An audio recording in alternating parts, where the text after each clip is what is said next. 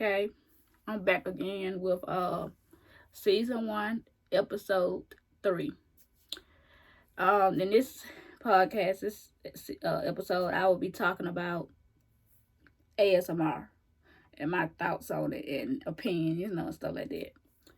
So, what ASMR is I can't never pronounce the word, but I'm gonna have to let me look it up for you guys because I can't never say the words. I'm not good with words. Hold on.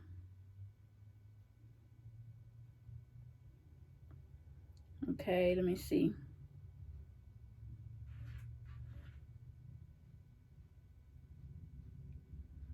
Okay, I'm gonna show it to you so you can see what it is. So you could maybe just pronounce that word.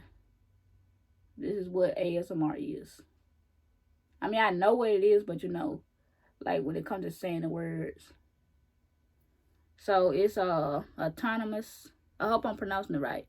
Autonomous sensory meridian response, and it says ASMR stands for autonomous sensory meridian response, a term used to describe a tingling, static like or goosebump sensation in response to specific triggering audio or visual stimulation. The sensations are said to spread across the skull or down the back of the neck, and for some, down the spine or limbs. So that's what ASMR is. The real definition of ASMR. Okay. Me mostly when I don't really know exactly when I started watching ASMR, but since during the time that I've been watching, it been helping me sleep because I have trouble with sleep. I suffer with insomnia, so I can't sleep at night. So I feel single. I mean, my bad. I feel a tingling sensation in the back of my head when I get like the tingles. It'd be like in the back of my head. Sometimes it have been, maybe in a limb or down my neck, stuff like that. I never felt it. I think I have remember feeling down my back, but not often that happened. But it mostly be like in the back of my head, like, or like the front of my head, like. So, and it does relax me. I watch it to sleep, but I also watch it to relax me sometimes, to put me at ease and stuff like that. Like this, relax my mind. So, I notice a lot of people watch it, for sleep. They watch it for depression. They watch it for the anxiety, help with the anxiety. They help with, a lot of different things. Some people, with their pregnancy, they say, they watch ASMR and it help them. So I learned a lot of different things of what ASMR can really do and help, ways that they can help people. So the thing with ASMR is, it's a fun thing. It's a lot of people dislike it and a lot of people like it. But it's a fun thing to really do if you really like to get into it or want to get into it, because it reminds you of your childhood again, almost like doing role plays. Well, when you grow up, you used to do like the teacup. Like if you a girl, you do like the teacup, and then like if you a boy, had like your own little construction thing where you do little stuff like that, play in the yard and stuff like that. It almost like that. That's mostly what it is, to be honest. Where you doing little stuff like that, like basically being a child again. Feel like you a child again.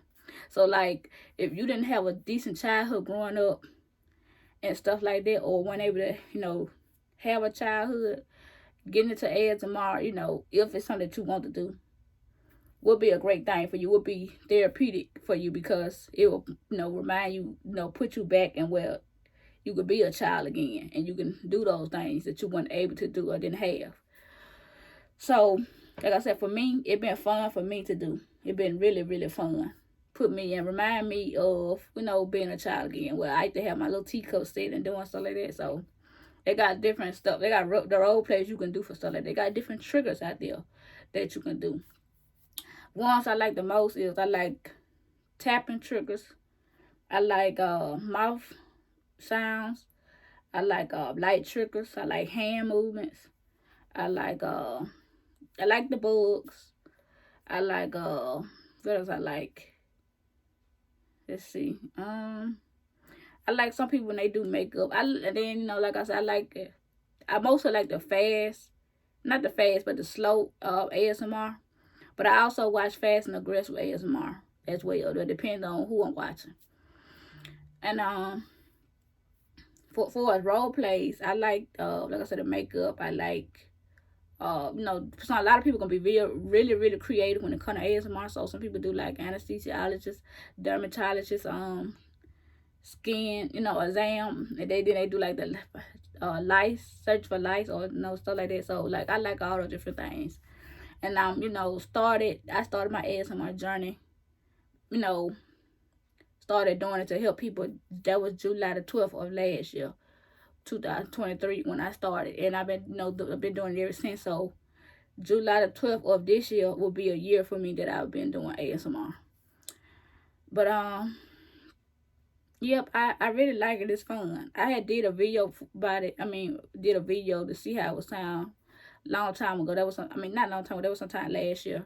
But or year before that, I don't know when, but it was, no, it wasn't last year. It was, I don't know when it was, but I did a video to see how things would sound and stuff like that with me doing it, and I let it go. I was like, oh no, I ain't really liking stuff like that. Then later on, I had a video on YouTube, somebody coming up under there was like, well, you should do ASMR. Your voice is very soothing.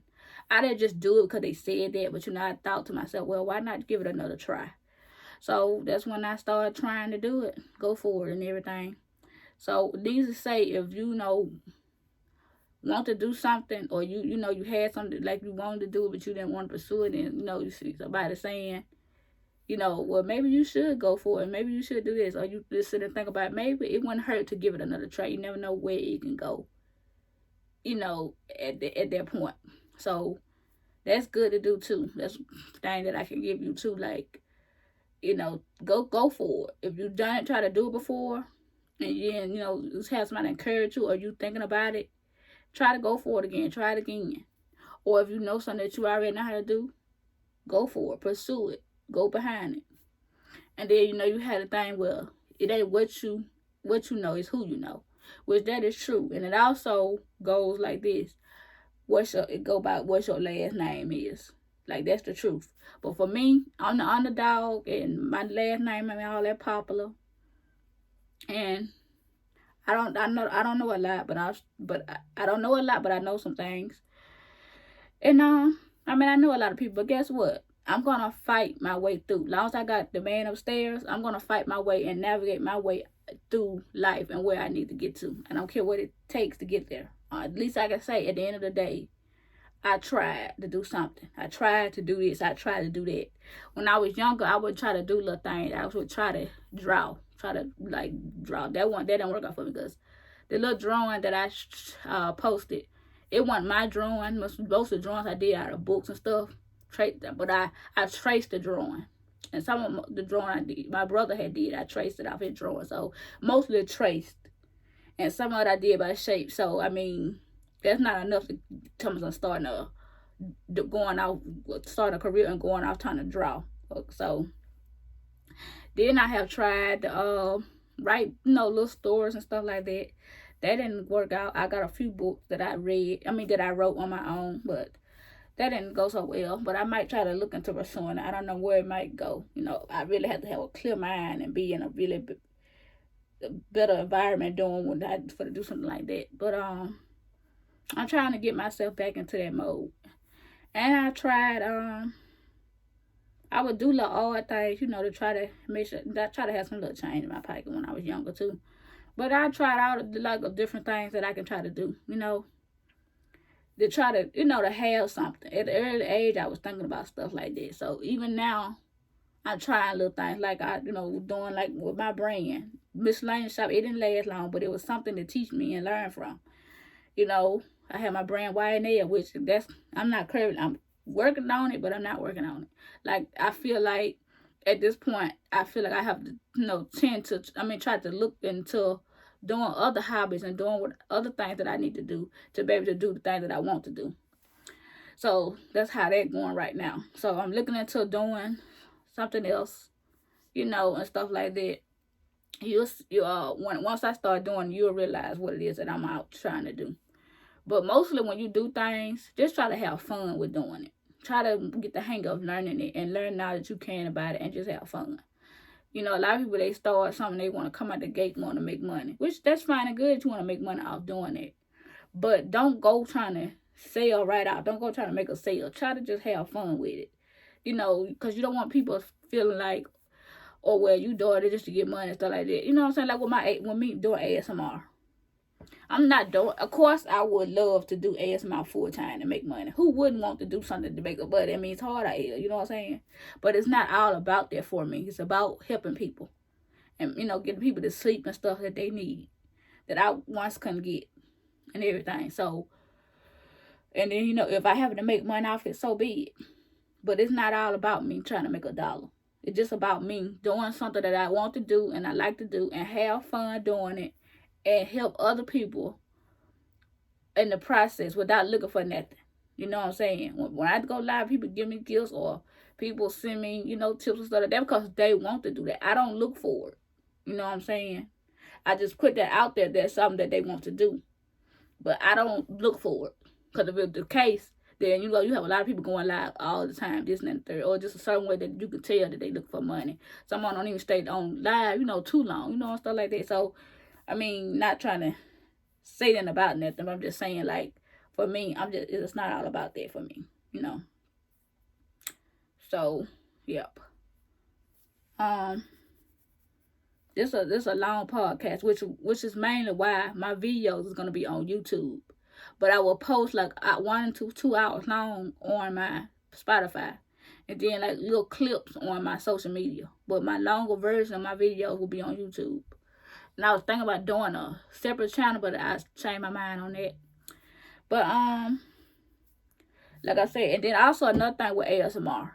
When you do ASMR, another reason why I don't go live as much, because I get distracted by the noise. I don't like a lot of noise. I like just like my audience like to be at peace when they listening to my ASMR. I like to be at peace when I'm doing my ASMR, and helping them and being a help to them. So I don't, you have to be in either a quiet area or an area that is almost quiet. Because the microphone that you use, any microphone you use, it pick up everything. Like, my dog is outside, so when she bark, it picked that up way from out there. I can hear her barking. Like, I don't live in the house by myself. I live in the house with, my family. So, it pick up the noise and all the stuff that go on, in the house. You know what I'm saying? So, like, yeah, that's another reason, stuff too. So people be like, well, you don't go live, this and that, third. Yeah, on top, all that going on top of, whatever that you have going on. But it ain't so much what I have going on with my health and stuff like that.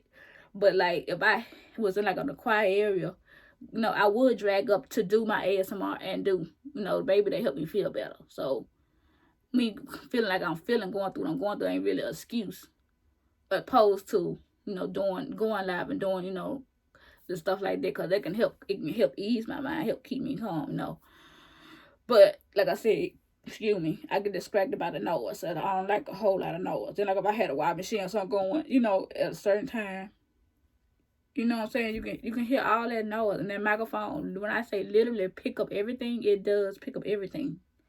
Even with the headphones, it picks it up. And don't have your volume. You have to have don't have your volume up too high, because you're gonna show enough pick up everything. The higher your volume, the more it pick up stuff. So I don't think a lot of people realize that when it comes to doing ASMR. All they just want to focus on is that you go live, you do that, you know what I'm saying? So a lot of them don't realize that. But until you start doing ASMR, you're gonna really see.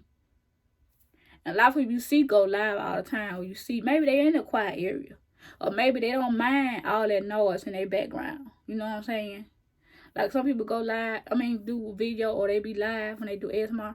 You hear all kind of stuff, traffic, dog, but people talk, all kind of stuff. But a lot of people might not mind that. Me, I don't want all that in my background. So that's just me. But, and then like I said, ASMR is not as easy as it looks, or easy as a lot of people make it look. I applaud the ASMR artists out here that's doing it, and they're very creative with it. You know what I'm saying? And then like I hear a lot of people like, well, you copying out this ASMR artist, you copying out this one. Be honest with you. In reality, you really not copying, because just like anything else, like you got Burger King, McDonald's, all of them sell food. McDonald's serve burgers and just food in general. Burger King do the same. But guess what? It tastes different. They do it different. Same way when you go in the store, you see a lot of different brands of bread, but different companies, different tastes. So same way with ASMR. Like, somebody might do bugs, then somebody else might do it. They might not. You might do it a different way or a unique way, or have a unique sound of how you doing. And they might do it and have a unique sound and stuff like that. So you really not copying just because you doing the same stuff, triggers and stuff they doing. You got your own. Every ASMR artist and an individual person had their own unique style, their own unique everything. It's not nothing wrong with watching other ASMR artists and learning from them, and maybe using some of their creative idea, but not where to a point where you doing every little detail copying off them, but like putting into your own, doing you using their stuff, but like doing it to your own way, or putting it to your own, you doing it your own unique way. Couldn't get that out, but yeah. So that's how you learn. That's how you learn to be able to do stuff when doing stuff like that. Just like when you got a business goal, you take other folk ideas and you implement into your own ideas to do your own way of business. So you know what I'm saying? Like, people be like, they copying out somebody. Like, how? You know what I'm saying? So that just, like I said, it's just my opinion and how I feel about ASMR and what ASMR is. So I'm gonna wrap this episode up. And this episode mostly about what ASMR really is, what I feel and think about ASMR, and my opinions and everything on ASMR. So I hope that you enjoyed this video, and I hope that you learned something from this video as well. See